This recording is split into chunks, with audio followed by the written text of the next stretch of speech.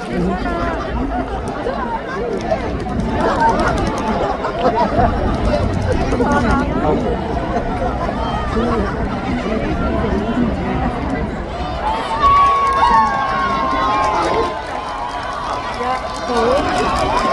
반갑습니다. 배남길입니다.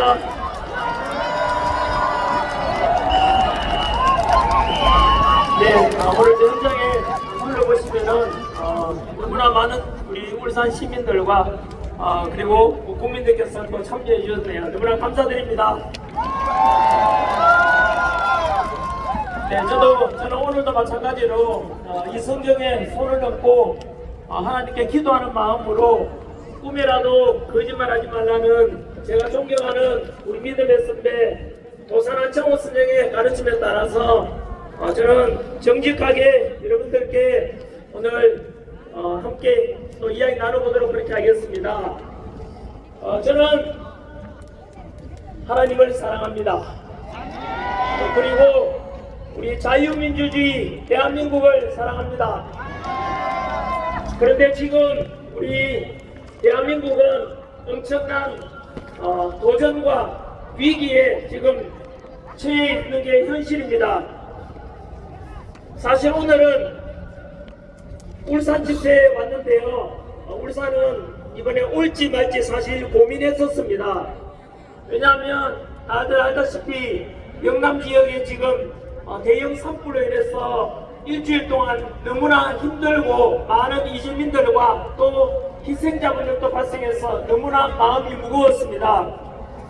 그나마 오늘 일주일째 되는 날인데요. 산불이 좀 진정되고 그래서 우리가 기도하는 마음으로 가서 또 빨리 산불이 진화되고 일상으로 돌아올수록 볼 수 있도록 우리가 기도해주고 또 함께 성금도 모금하고 그런 차원에서 오늘 왔다는 말씀을 드립니다. 여기가 오늘 세이브 코리아에서 주도하는 오늘 집회인데요. 정말로 반갑고도 고마운 게 그래도 세이브 코리아에서 무려 2억 원이나 이렇게 이번에 발생한 우리 희생자분들을 위해서 2억 원을 기부하기로 했다고 하는데요. 저는 굉장히 감사드리는 마음을 강사로서 또 이게 연단을 쓴 사람으로 세이브 코리아 측에 감사드리는 말씀을 전합니다. 네, 오늘 여기 참여하신 분들도 아마 화면에 나가든가 할 것 같은데요. 동영상으로 보신 분도 마찬가지로 우리 세이브 코리아에서 모금운동도 같이 합니다.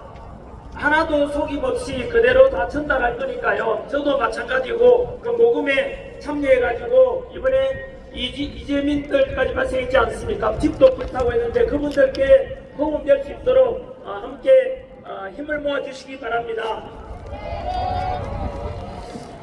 네, 지금 대한민국은 비상계엄 이후로 탄핵 정국에서 120일 가까이 됐는데요. 3개월이 됐지요? 4개월이 됐지요? 그런데 이 시국에서 이틀 전에 뉴스에 보니까 중국에서 우리나라 서해안에 바로 한중 잠정 수역이지요. 한중 잠정 수역에 대형 인공 구조물을 설치했다. 이런 뉴스 보셨습니까? 네, 중국에서는 이거 설치하면 안 된다. 왜냐하면 그 지역에는 우리나라 배타적 경제 수역과 중국의 배타적 경제 수역이 겹치기 때문에 이 지역에는 어느 나라도 인공 구조물을 설치하면 안 된다라고 약속이 되어 있는데 중국에서는 무려 높이가 50m나 되는 그런 대형 인공 구조물을 설치했다는 것이죠. 우리나라에서 항의를 하게 되니까 중국에서는 그거는 양식장을 위한 것이다 라고 발표를 했습니다. 하지만 여러분 그 거짓말입니다. 양식장이라고 했지만은 거기는 미사일을 설치할 수도 있게 될 겁니다. 이미 중국은 우리나라 서해안 말고 남중국에도 그렇게 인공 구조물을 설치했다가 결국 군사시설로 바뀌었습니다. 그래서 이런 걸 볼 때 중국에 대해서 우리가 늘 경계해왔던 게 무엇입니까? 제 친구 중에서는 인도네시아 여자랑 결혼해서 살고 있는 친구도 있습니다. 우리나라에 베트남 사람들도 많이 와 있지 않습니까? 태국 사람들도 많이 와 있지요. 네팔 노동자들도 많이 와 있지 않습니까? 하지만 여러분 네팔인이나 또는 태국 사람들이나 또는 뭐 베트남 사람들이나 그 사람들 두렵습니까? 두렵지 않지 않습니까? 그죠? 우리나라 노동 현장에도 많이 와 계시고 또 국제 결혼해가지고 살고 계시는 분들도 많지 않습니까? 그 베트남이나 네팔이나 태국이나 필리핀이나 이런 나라들이 두렵지 않은 이유는 그 나라들은 우리 대한민국을 군사적으로 침략하거나 영토를 점령하려는 그런 의도가 없다는 걸 우리가 알기 때문 아니겠습니까? 그런데 알다시피 중국은 현재 서해안에 그 인공구조물 설치하는 것도 대표적인 사례가 되겠고요. 우리가 지금까지 주장하고 있는 내용이 무엇입니까? 지난 겨울부터 아스팔트에 나와서 주장하는 내용은 단순한 윤석열 대통령의 탄핵을 반대하고 그리고 직무복귀만을 바라는 것이 아니라 바로 우리 할아버지 할머니 세대, 아버지 어머니 세대의 희생 덕분에 지금 이만큼 대한민국이 먹고 살만하게 되었고 또 이승만 대통령께서 6.25 전쟁 때 바로 공산당을 막아내고 그리고 주한미군 주둔해달라는 한미상호 방위조약을 체결한 덕분에 지금까지 우리나라는 바로 지금 여러분들께서 성조기 들고 태극기 들고 흔들게 되며 이렇게 전쟁 없는 나라 된 이유가 주한미군 그리고 우리나라 국군 덕분 아니겠습니까? 그런데 지금 중국에서는 알다시피 지금 우리나라에 대해서 서해안에 인공구조물뿐만 아니고 우리가 지금 이렇게 도로에 나와 주장하는 내용이 바로 지나친 친중화되면서 우리나라가 제2의 홍콩이 될 수도 있다. 이런 위험과 두려움 속에서 사실은 자유민주주의를 수호하자는 주장을 우리 하고 있지 않습니까? 그렇지요? 지금 자유민주주의가 너무나 위험을 받고 있다 이 뜻입니다. 저는 역사를 26년간 가르쳐온 강사입니다.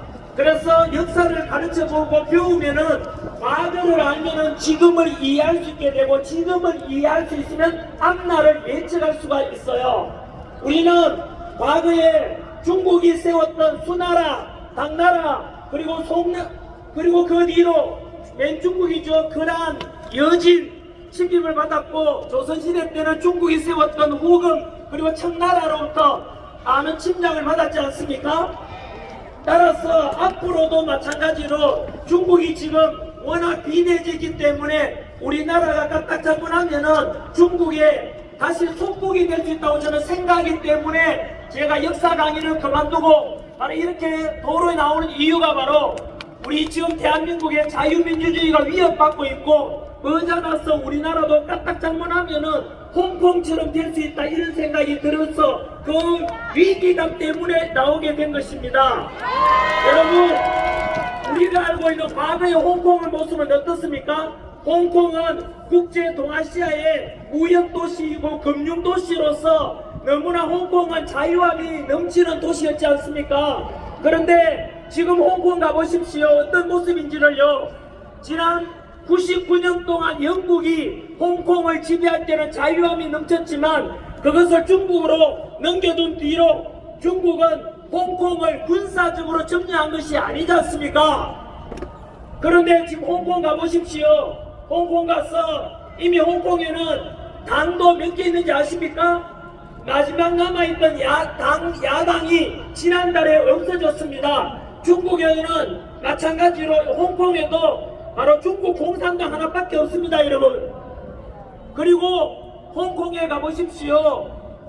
애들 택시에서도 어디든 시진핑 비판하는 말만 하면 잡혀가게 됩니다. 여러분 지금 홍콩의 모습은 우리가 생각했던 그런 자유함이 없습니다. 이미 중국의 속국이 되어버렸고요. 그래서 지금 홍콩은 비참한 모습이 되었는데 이미 지난 10년 전이죠. 2015년 홍콩 사람들도 야 까딱 잘못하면은 중국의 속국이 되겠다 싶어서 다들 아실 겁니다. 노란 우산 들고 수십만 명이 나와서 중국 물러가라, 홍콩의 자유를 원한다, 우리가 지금 모여서 이렇게 외친 것처럼 수십만 명의 홍콩 사람들이 자유를 부르짖고 노란 우산을 들었지만 이미 늦어버렸지 않습니까? 우리도 그렇게 될 수 있다는 뜻입니다. 다시 한 번 더 말씀드리지만 홍콩은 중국에 의해서 군사적으로 침략을 받아서 중국 속국이 된 것이 아닙니다, 여러분. 바로 친중 정치인들, 행정장관을 먼저 보냈지 않습니까? 그리고 중국에 유리하도록 법을 다 바꿨습니다. 그러면서 이민정책을 피해가지고 중국 사람이 계속 홍콩으로 건너가고, 그래서 결국은 홍콩은 군사적 침략도 없었지만 이미 홍콩은 아까 말씀드린 대로 중국 사회주의 국가가 되어버렸다 이 뜻입니다. 여러분, 대한민국도 마찬가지입니다. 이미 제가 지난전에 광주 집회 때 말씀드린 대로, 우리 윤석열 대통령께서도 말씀하신 대로 우리나라는 현재 중국과 하이브리드 전쟁을 지금 펼치고 있는 택입니다. 또는 제가 체제 전쟁이라 그랬지 않습니까? 체제 전쟁을 넘어서 우리가 초안전이라 초안전이 바로 이겁니다, 여러분. 러시아 우크라이나 전쟁처럼 군사적인 게 아니고요, 바로 한계를 뛰어넘는 전쟁이라는 뜻으로 중국은 우리 나라에 대해서, 남한에 대해서 정치적으로 이미 친중 정치인들이 어느 당에 많이 왔지 않습니까? 친중 정치인들을 먼저 침투시킵니다. 그리고 막대한 자본력을 이용해서 우리나라 지금 여의도나 강남 가보십시오. 중국이 투자해서 세웠던 빌딩이나 부동산이 넘쳐납니다. 한때 제주도도 그랬지 않습니까? 이렇게 해서 정치인들을 먼저 침투시키고 친중화시키고, 경제적으로 며칠 전에 일이 있었지요. A라는 기업이 매물로 나왔습니다. 예를 들어 1조 원 가치가 되는데 현재 우리나라 경제가 어려우니까 야, 그 기업 1조 원이 어떻게 매입하냐 치우자라고 하는데 중국은 2조 원 주어서 중국 자본으로 사겠다는 겁니다. 그러면 그 기업 누구게 됩니까? 중국게 되는 거예요, 여러분. 중국은 우리가 생각하는 이상입니다. 인구가 우리보다 얼마 많은지 아십니까? 우리나라보다 30배가 많습니다. 우리는 5천만이고 중국은 15억입니다. 30배가 많고 국토 면적은 남한 면적의 95배가 넓어요. 쉽게 말하면 여러분들이 중국이라고 생각해 보세요. 중국인이 사우스 코리아 남한 사람들을 생각할 때는 인구가 30분의 1밖에 안 되는 조그만 나라, 국토 면적은 거의 100분의 1밖에 안 되는 조그만 나라. 과거 역사적으로 중국 역사를 어떻게 배우는지 아십니까? 거의 우리 조선을요, 대한민국을 과거부터 역사적으로 중국의 속국이라고 이게 역사책이 배웁니다, 중국인들은. 그러면 그 중국인들이 한국인에 대해서 어떻게 인식하는지 대충 감이 오시죠? 만방한 게 그래서 남한이다 이 뜻입니다. 지금 현재 미국이 워낙 중국에 대해서 제재를 가하니까 중국이 1대1로 사업에 이어서 나갈 곳이 바로 남한밖에 없는 겁니다. 홍콩 먹었지요. 원래 대만 먹으려고 했는데 대만이 선거제도 개편해가지고 부정선거를 없앴습니다. 수개표, 수자급 그 자리에서 선거 참관이 보는 데서 개표하고 그 자리에서 투표와 비동 없이 집계해가지고 친중 정치인들이 부정선거를 통해 정산 조작을 통해서 당선될 가능성을 아예 차단했다는 겁니다.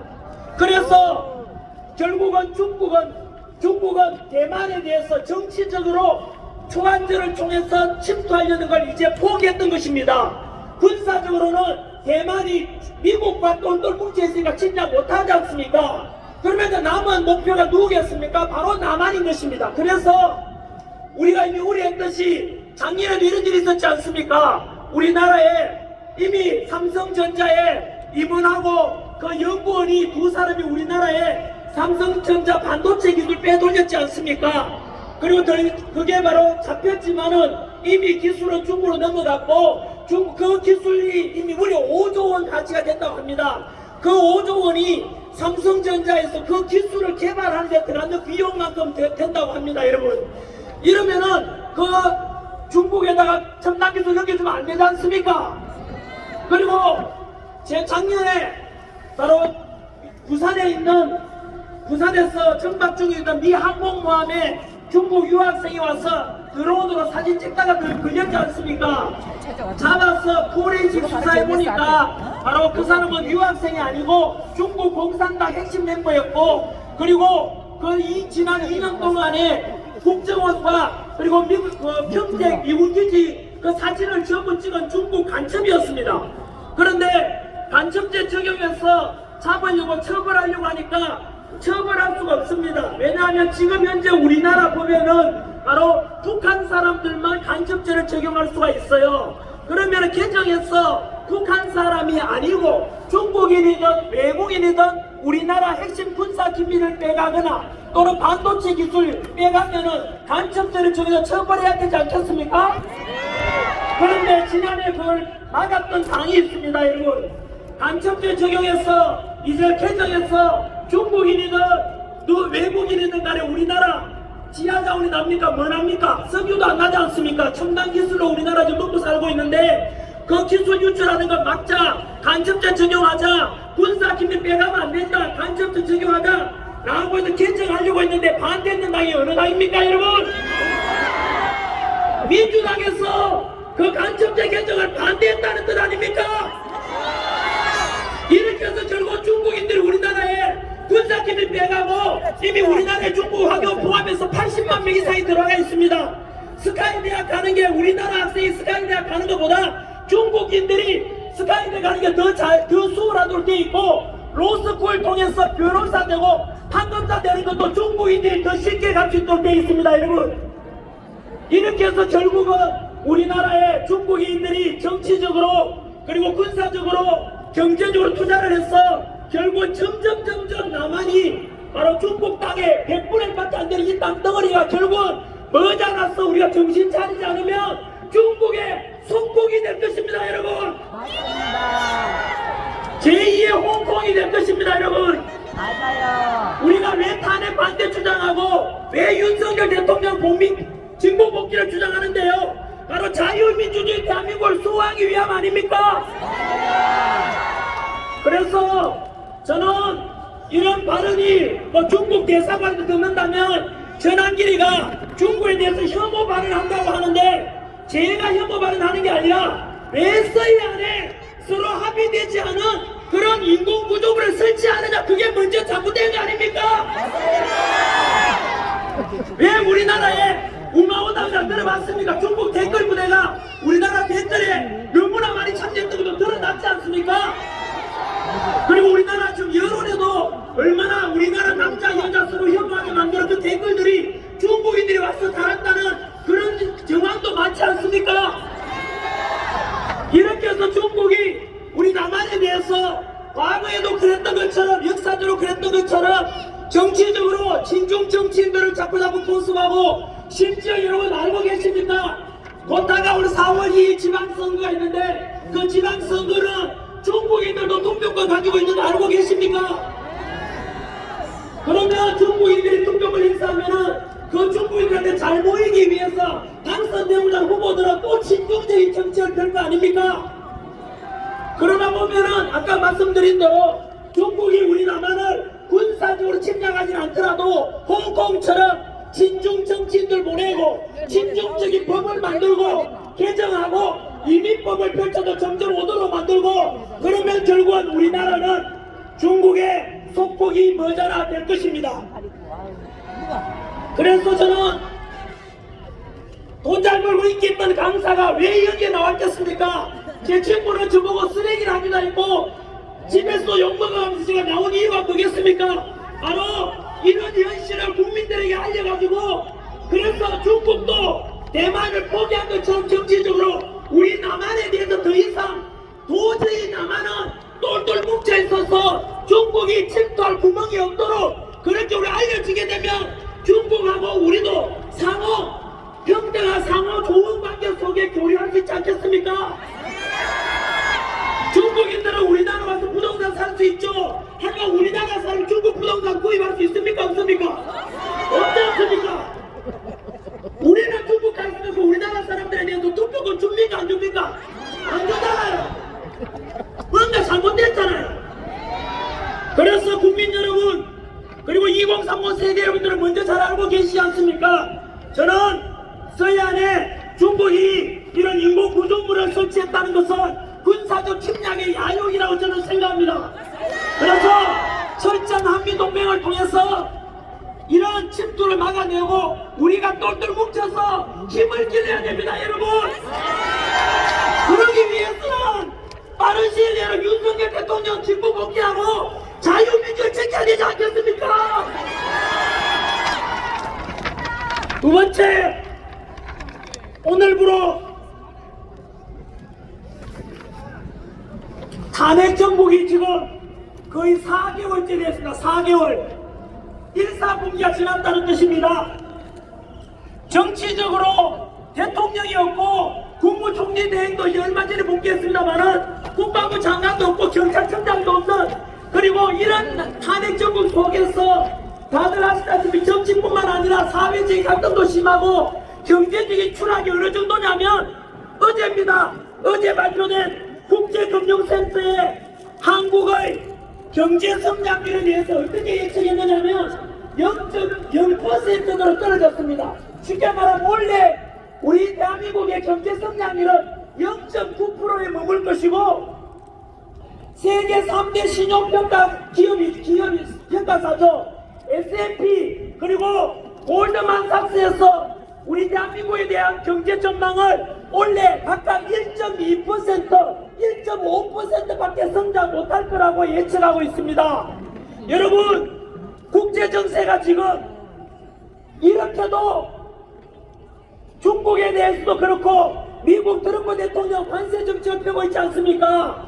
이런 위중한 너무나 급박한 국제정세 속에서 우리나라 경제 성장에 대해서는 0%대처럼 대한민국이 멈춘다는 뜻입니다. 여러분, 이거 여러분 국정공백 지금 4개월째 계속되고 있지 않습니까? 제가 아는 공무원들은 고위 공무원인데 일을 못하고 정책 결정을 못하겠대요. 왜냐하면 불확실성 때문에요. 한쪽에서는 뉴스 터미널 조기 대선한다 하지요. 한쪽에서는 자꾸 탄핵 반대하고 윤석열 대통령 복귀한다 하지요. 그러니까 제대로 어떻게 될지 몰라가지고 국가 정책을 결정을 지금 못하고 있다고 합니다. 제가 아는 공무원이 말했습니다. 뿐만 아니지 않습니까? 오늘도 그렇듯이 오늘 울산 와보니까 벚꽃 집회가 있던데, 봄은 왔지만 우리 마음에는 현실은 봄이 오지 않고 있지 않습니까? 그러면 국민들은 이렇게 찬성, 탄핵 반대 나뉘어져 갈등은 극에 달하고 있는데, 과연 국민 여러분들께서는 어떻게 하는 것이 가장 대한민국의 이런 시급한 경제를 살리고 국정 정상화시키고 다시 도약할 수 있도록 하겠습니까? 어떻게 하면 되겠습니까, 여러분? 지금 대한민국이 밖으로는 중국이 점점 침입해 오고 안으로는 우리끼리 반토막 나 있고, 지금 대통령도 없고 국방부 장관도 없고 경찰청장도 없고 치안도 지금 이만저만 혼란스러운 게 아니지 않습니까? 이런 속에서 어떻게 하면 되겠어? 이런 말이 있습니다, 여러분. 위대할수록 상식적이고 중요할수록 간단하다, 이런 말도 있습니다. 여러분, 너무나 간단하게 해결할 수 있는 방법이 있습니다. 이런 국가의 현실을 헌법재판소의 재판관들도 알고 있다면은 작은 만큼이나 국가를 생각하고 국민을 생각한다면은 즉시 헌법과 법률에 따라서 윤석열 대통령에 대해서 탄핵을 기각시키고 직무복귀하고, 그래서 빠른 시일 내에 국가 시스템이 정상화되는 거, 이거 얼마나 쉬운 일입니까, 여러분? 중요한 문제일수록 간단하다 그랬지 않습니까? 헌법재판소에서는 뭘 그렇게 가고면합니까? 바로 오늘이라도 내일이라도 대통령 직무복귀시키면 국가가 정상화된다 이 말입니다. 자유민주주의를 수호하겠다 이 말입니다. 그렇다면 윤석열 대통령에 대해서 비상계엄은 내란이라고 지금도 덮어씌우면서 대통령 파면만을 주장하고 있는 민주당의 제가 주장을 한번 들어보겠습니다. 민주당에서는 우리가 다 알다시피 정과 사업은 현재 재판 중인 것만 5건 아닙니까? 잘못하면 정과 구범이 될 만한 이재명 이런 맨날 입만 떨면 거짓말하고 국민들에게 욕하고 그 범죄 법제도 무슨 법제인지 아십니까? 정과사범이 민주화운동에서 만든 정과가 아닙니다, 여러분. 그 정과가 사범이 바로 사기범죄입니다, 여러분. 그것과 같이 있지 않습니까? 그리고 옆에 우리 경찰분들 공무집행 중에 있지 않습니까? 공무집행하고 있는 경찰에 대항하고 맞으면 됩니까? 안 됩니까? 안 되지 않습니까? 근데 이재명 민주당 대표는 공무집행 방해를 했습니다. 그리고 음주운전을 했습니다. 그리고 형수한테 쌍욕했는 것을 다 알고 있지 않습니까? 저는 이재명 대표를 지지하든 안 하든 그거는 각자 자유입니다만은 저는 이재명 대표를 만약에 지지하고 윤 대통령이 된다고 생각하는 사람들은 앞으로 이렇게 하셔야 되죠. 그럼에도 불구하고 이재명 대표는 그만 말씀드린 대로 사기죄, 음주운전죄, 공무집행 방해죄 이런 게 있으니까 그래도 나는 상관없어. 이 사람이 대통령이 돼야 되라고 한다면은 모든 그 지지하는 학부모님들 그리고 학교의 선생님들께서는 앞으로 가르치는 학생들에게 그리고 기르고 있는 아이들에게 아들아, 딸아, 학생 여러분 음주운전해도 괜찮아요. 사기치고 거짓말해도 괜찮아요. 공무집행 방해해도 상관없어요. 이렇게 가르치란 말입니다. 이게 과연 말이 됩니까? 선생님이든 부모님한테는 쌍욕해도 된다고 가르치라 이 말입니다. 저는 이재명 대표가 만약에 이런 사람이 지금 거대 야당의 대표라는 자체도 국가적인 수치이고 만약 이런 사람이 대통령으로 나온다는 자체가 대한민국의 수치라고 생각합니다. 바로 이겁니다, 여러분. 이러한 정과 사범에 지금도 재판 중에 5개다 보니까 어떻게든 이 사법 리스크 유죄 판결적이 받기 전에 이재명을 빨리 대통령 만들려면 있는 이유 없는 이유 갖다 대가 윤석열 대통령을 끌어내려야 되지 않습니까? 그러다 보니까 지금 민주당이 어떻게 되는지 아세요?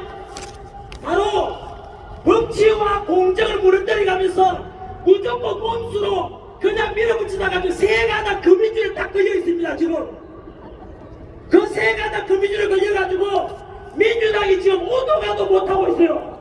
자기들 잔꾀를 부르다가 자성자와 자기 고성들 자기가 묶인 게 민주당이에요. 첫 번째 금위줄이 뭐냐면 윤석열 대통령에 대해서 비상계엄은 곧 내란이다. 내란을 덮어 씌웠지 않습니까? 그리고 지금 초등학교 400층만 배워도 이런 말이 나옵니다. 중학교 책에 하면 나오지요? 혹시 무죄 추정의 원칙 들어봤습니까? 여기에 정동영 의원님 판사분도 와 계십니다만은 전직 판사분이죠. 보통 판사에 의해서 형이 확정되지 않을 경우에는 무죄 추정의 원칙이 있지 않습니까? 이재명 대표는 정과 사범에다가 현재 정과 갔다 오면 구범이 될 수 있지만 아직은 우리가 범죄자라 부르지는 잘 않지 않습니까? 왜냐하면 아직 대법원 판결도 남아있고 형이 진행 중이기 때문에 그렇습니다. 하지만 그 기준에 의한다면 윤석열 대통령 아직 야당 민주당에서는 내란이라 덮어씌우지만 아직 재판받은 데 있습니까? 없습니까? 그러면은 내란처럼 말하면 안 되잖아요.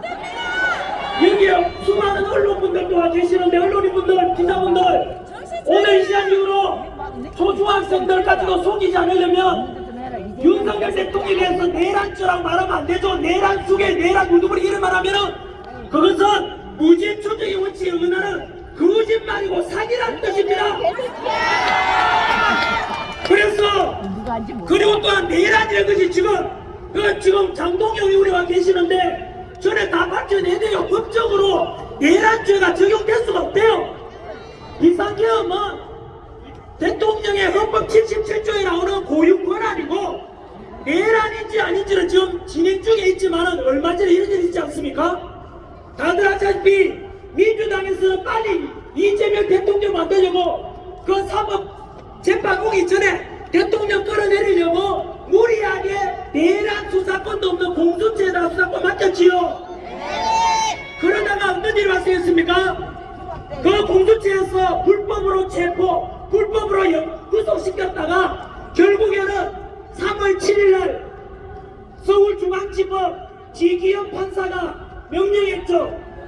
그 윤석열 대통령 빨리 석방하라라고 법에 따라서 명령을 내립니다. 그 명령 내릴 때 보면 이런 게 들어있지요. 바로 내란죄가 불분명하다고 되어 있고, 두 번째 공수처의 수사권이 잘못되었다라고 되어 있습니다, 여러분. 그래서 첫 번째 지금 거미줄이 뭡니까? 바로 빨리 윤석열 대통령을 끌어내리려고 무리하게 공수처에다가 수사권 맡겼다가 수사하라 했다가 체포하라 했다가 구속해라 했다가 결국은 뭐가 됐습니까? 이것이 법에 어긋난다 해가지고 서울중앙지법 지기현 판사가 석방하라고 해버리지 않습니까?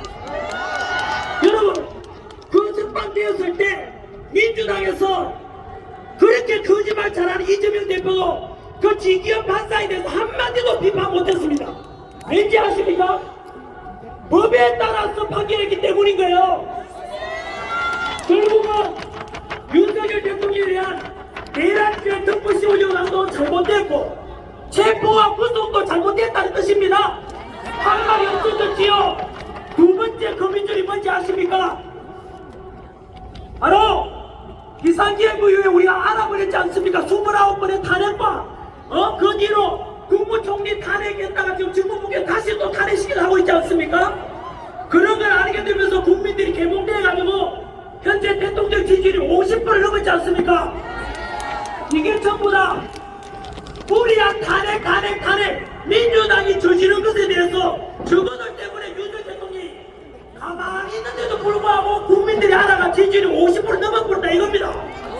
여러분, 그러면 헌법재판소 곤란하겠지요. 박근혜 대통령 때는 당시 지지율이 10%가 안 되기 때문에 90% 이상이 탄핵을 원하니까 그냥 팔대빵으로 대통령 파면시켰잖아요. 그래서 지금은 윤석열 대통령의 지지율이 50% 실제로 60% 훨씬 넘습니다, 여러분. 그런데 무리하게 이러다 보니까 윤석열 지지율 자꾸 올라가니까 탄핵시킨 있습니까, 없습니까? 이게 두 번째 거미줄이고 세 번째 거미줄이 뭔지 아십니까? 바로 헌법재판소에서 기억나십니까? 원래 법적으로는 181.6개월 동안에 윤석열 대통령에 대해서 탄핵시키려 말래. 왜? 대통령을 탄핵하는 건 쉽지 않잖아요. 신중하게 하라고 그렇게 법적으로 정했는데 기억나시죠? 헌법재판소 재판 심리 과정에서 문영배 재판 권한대행이 헌법재판소장의 권한대행이 무리하게 재판 밀어붙였지 않습니까? 그러다가 다 알다시피 빨리 윤석열 대통령 파면시키야 빨리 이재명 대통령 만드니까 그러다가 복잡한 내란죄를 빼버렸잖아요. 국회에서 대통령을 탄핵 파면할 때는 내란죄로 확인해놓고는 헌법재판소 내란죄를 드러냈잖아요. 전체 80%에 해당되는 게 내란죄입니다. 그걸 빼고 나면 도려내고 껍데기밖에 안 남잖아요. 결국에는 무리하게 빨리 대통령 파면시키려고 하다가 결국은 또 자기 꾀에 자기가 넘어가서 결국에는 지금 무슨 일이 발생했냐면 헌법재판소 법에 따라 의하면은 우리나라 최고의 헌법권위자 허영 교수님께서 말씀하시기를 헌법재판 심리 과정에서 무려 10가지 위법사항이 발생했대요. 10가지. 그러면 여러분 이제 헌법재판소는 오도 가도 못하게 돼 있어요. 쉽게 말하면 절대로 대통령에 대해서 이종 판명할 수 없다 이 뜻입니다. 왜 그러냐고요? 내란죄를 뺐고 위법사항이 10가지나 있기 때문에 허영 교수님께서 말씀하셨던 겁니다. 언론인들 허영 교수님이라고 왜 말하지 않는가? 우리나라 최고의 권위자 헌법에 그분께서 말씀하시기를 이렇게 위법사항이 10가지나 있는데 이름에도 불구하고 대통령을 인용하고 탄핵 인용 파면시키면 헌법재판소가 가루가 되어 사라질 것이다 라고 의원 교수들이 말했어요. 그러면 소리를 질러. 여러분 금방 말씀드린 대로 세가다 금이줄에 민주당이 진짜 오도 가도 못한다 이 뜻입니다. 첫 번째 금이줄이 뭐였지요? 우리 잊었어요? 첫 번째는 내란죄를 무리하게 덮으셔도 공수처에다가 수사권 맡겼다가 지기현 서울중앙지법 판사가 대통령 체포도 잘못됐고 구속도 잘못됐으니까 석방하라라고 법에 따라 판결했잖아요. 그러니까 석방된 대통령을 다시 잡아갈 수 있습니까? 없습니까? 없지요. 파면시킬 수가 없다고. 두 번째 장기에 부리다가 바로 금이줄에 걸린 게 옳고 빨리빨리 진행하려고 한다 그러니까 민주당이 29번 탄핵했다는 건 국민들이 알아버렸고 국민들이 그래서 윤석열 대통령 다시 살려내라 억울하다 잘못했다 알아버렸고 대통령 지지율이 50% 60% 됐으니까 탄핵이 있습니까? 없습니까? 세 번째 금이줄이 금방 말씀드린 대로 헌법재판소의 재판 진행 과정에 위법 사항이 몇 가지가 나왔다고요? 10가지가 나와가지고 도저히 의원 교수님께서 말씀하시기를 절대로 이대로 대통령을 하면할 수가 없다라고 했다니까요. 그러니까 헌법재판관들 입장에서도 도저히 이걸 답이 안 나와. 여러분 그러면 이 세 가지 금이줄에 딱 걸린 민주당이 지금 어떻게 되겠습니까? 미칠 지경이겠죠. 지금요 정확하게 민주당을 당명을 말해줄까요? 더불어민주당이 아니고 더불어민주당이야. 더불어민주당. 여러분 기억하십니까? 당장 어제 있었던 일만 말씀드리면은 여러분 아까 말씀드린 대로 세 가닥 금이줄을 걸렸으니까 오도가도 못하니까 헌법재판소가 지금 뭐가 돼 있어요? 지금 8명 중에서 5명이 대통령을 파면시키라고 하고 있단 말이에요. 3명은 기각시키라 하잖아요. 몇 명이 모자라요? 1명이 모자라죠. 그러니까 민주당에서는 미친 듯이 누구를 임명해야 돼요? 대통령 파면시키려면 1명을 채워야 되잖아요. 6명으로. 그래서 우리법 연구회 출신이자 인민노련 출신의 역시 검좌파 40명을 빨리 임명하라고 지금 하고 있지 않습니까? 맞습니다. 직무복귀한 한덕수 국무총리가 그것은 여야 합의도 안 돼 있고 조직 임명할 수 없다. 또 그 앞에 우리 최상목입니까? 권한대행도 임명할 수 없다 하니까 민주당에서 어제 기억나십니까? 그 한덕수 국무총리 40명 임명하라면 너도 탄핵시키겠다. 최상목도 탄핵시키겠다. 그리고 어제는 민주당 초선 의원들이 집단으로 나와가지고 기자회견했는데 나머지 국무위원들, 장관들 전부 탄핵시키겠다라고 했습니다. 여러분, 그래서 주장한 게 뭔지 아십니까? 몰라요. 국무위원들 전부 다 장관 다 탄핵시키겠대요. 이건 민정짓 아닙니까? 그건 민정짓이잖아요. 그래서 뭘 요구하는지 아세요? 무정부 상태를 말 무정부 상태.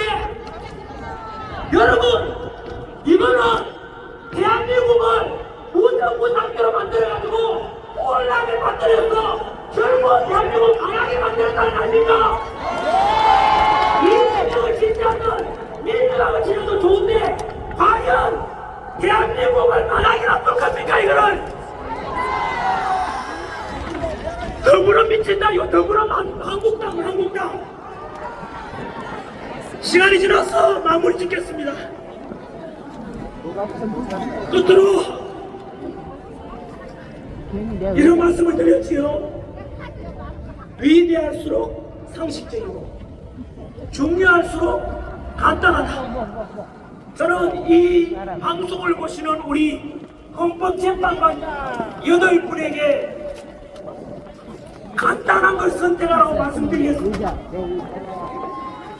헌법재판관 8분들에게 국민의 명령으로서 한 번 더 부탁이자 명령을 드립니다.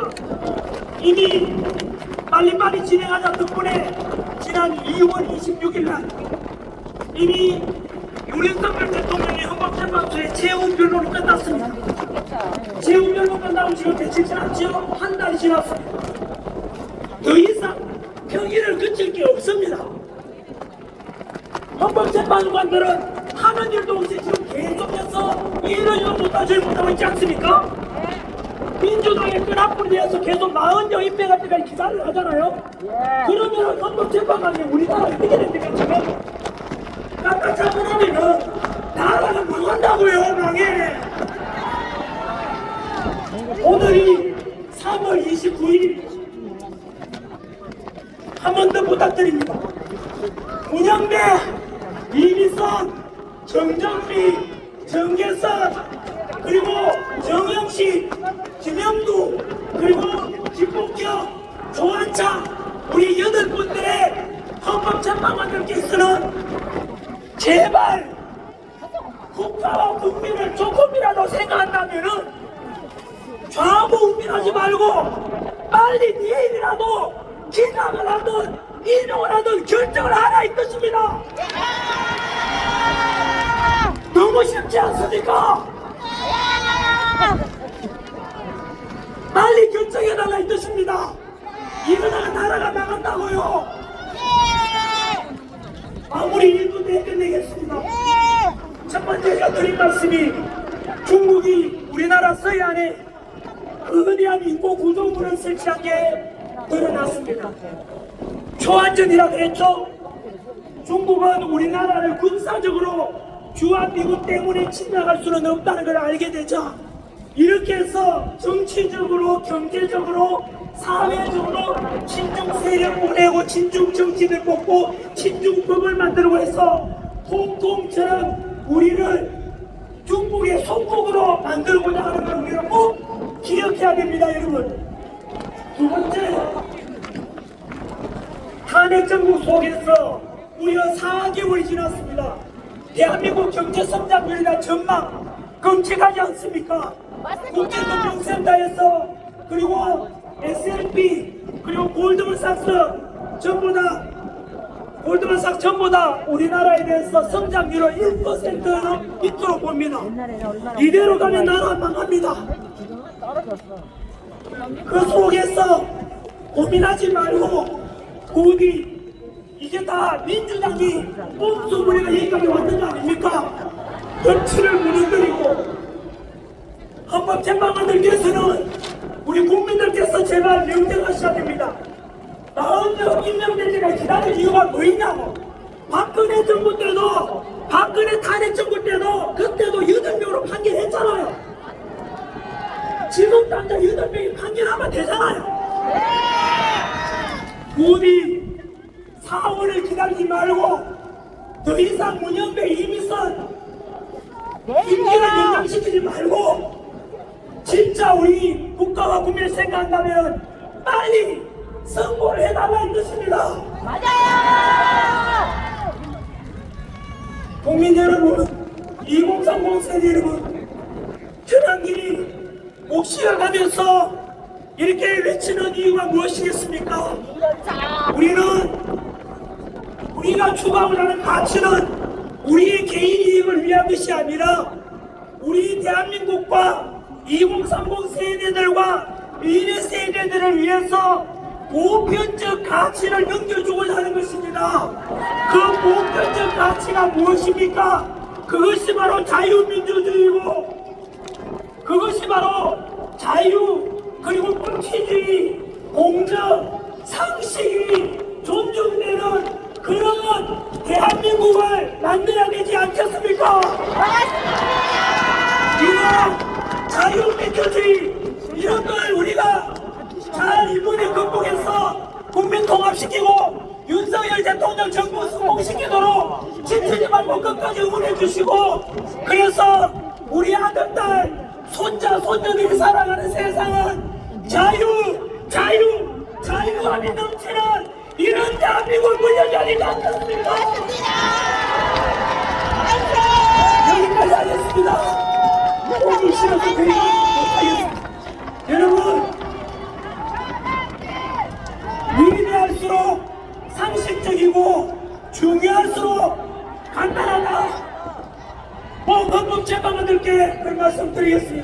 언니 떠나기는 우리 세계 진수다 쌀이가 말씀한 바라기를 지치면 지고 미치면 이긴다 했습니다. 여러분 지금 관제에 계시는 윤석열 대통령께서도 이 화면을 보고 계십니다. 맞아요. 바로 우리 국민들이 윤석열 대통령 살려낸다고 말씀하셨습니다. 여러분들이 대한민국 역사를 바꾸고 있고 여러분들이 지금 자유민주를 소원하는 위대한 애국자이자 영웅입니다. 끝까지 승리할 때까지 지치지 말고 미칩시다 여러분. 감사합니다.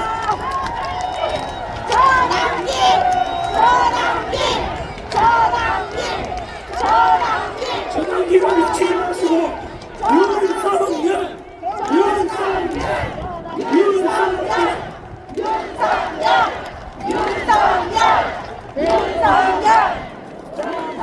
시간이 너무 오래됐습니다.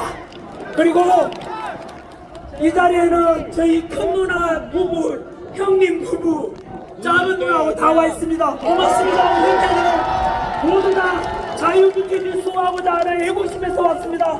우리 형제들 가족 모두 고맙습니다. 말씀 들으셨죠?